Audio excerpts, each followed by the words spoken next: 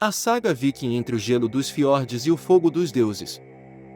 Quando a névoa fria da Escandinávia se erguia sobre as águas escuras dos fiordes, revelando as proas esculpidas em forma de dragão, o mundo prendia a respiração. Não eram apenas navios que rasgavam o horizonte, eram presságios de fúria, arautos de uma nova era forjada no gelo, no sangue e na vontade indomável de um povo que se via como descendente dos próprios deuses.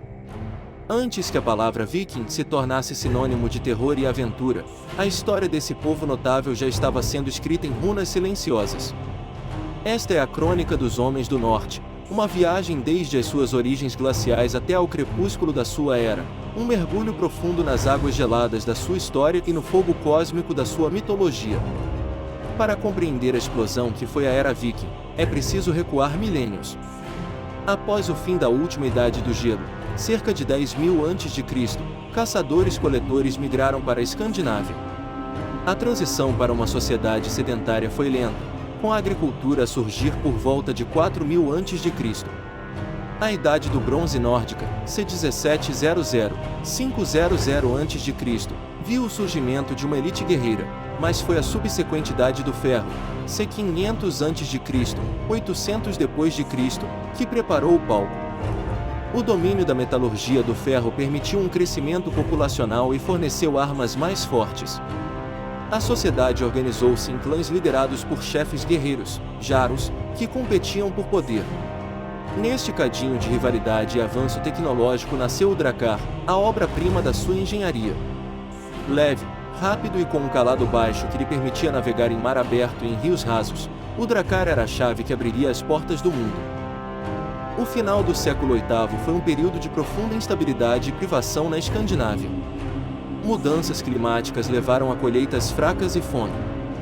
A população crescente enfrentava uma crise de recursos. As terras aráveis eram escassas e a estrutura social baseada na primogenitura deixava os filhos mais novos sem herança e com poucas perspectivas.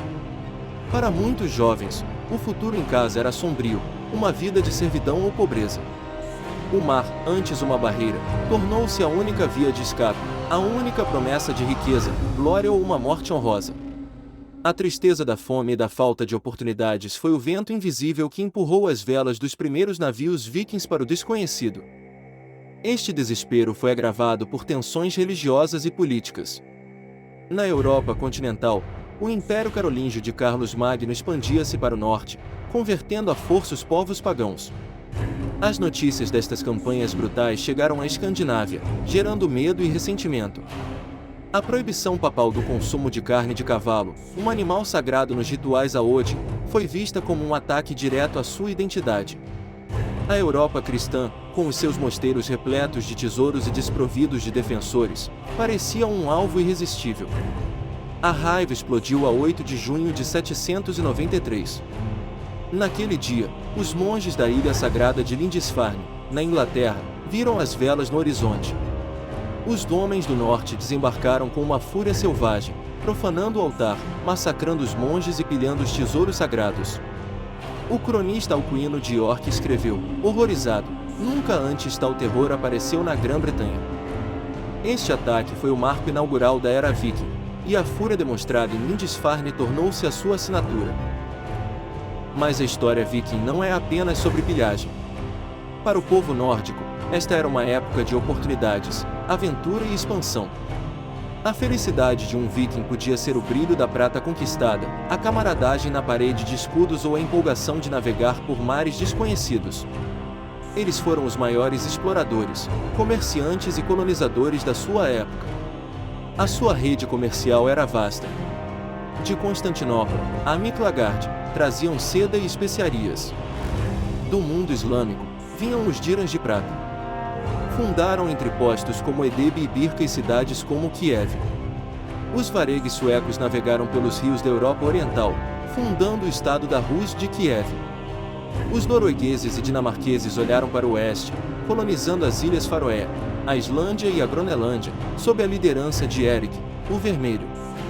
A derradeira expressão desta audácia veio por volta do ano 1000, quando Leif Erikson, filho de Erik, desembarcou em Vinland, na costa do que é hoje o Canadá, 500 anos antes de Colombo.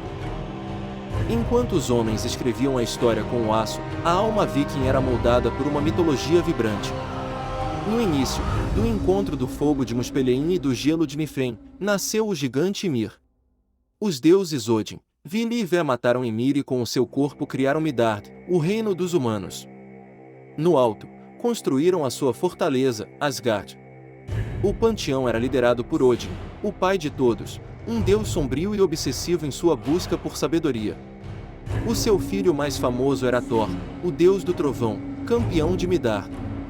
E havia Loki, o deus da travessura, cuja natureza ambígua e ações malévolas colocaram em movimento os eventos que levariam ao Ragnarok, o crepúsculo dos deuses. O apogeu da era viking foi um turbilhão de conquistas. Em 865, o grande exército pagão, liderado por figuras como Ivar, o Desossado, invadiu a Inglaterra, conquistando vários reinos e estabelecendo a Danela. Paris foi cercada várias vezes, e em 911, o líder viking Rollo recebeu um território que se tornou o Ducado da Normandia. O clímax pode ser encapsulado no ano de 1066, com uma luta a três pelo trono de Inglaterra. Harald Hardrada, o rei da Noruega, invadiu o norte, mas foi derrotado e morto na Batalha de Stamford Bridge por Harold Godwinson, o rei inglês. Esta batalha é simbolicamente vista como o fim da Era Viking. Apenas 3 semanas depois, o exército de Harold, exausto, foi derrotado na Batalha de Hastings por Guilherme, duque da Normandia, um descendente de vikings.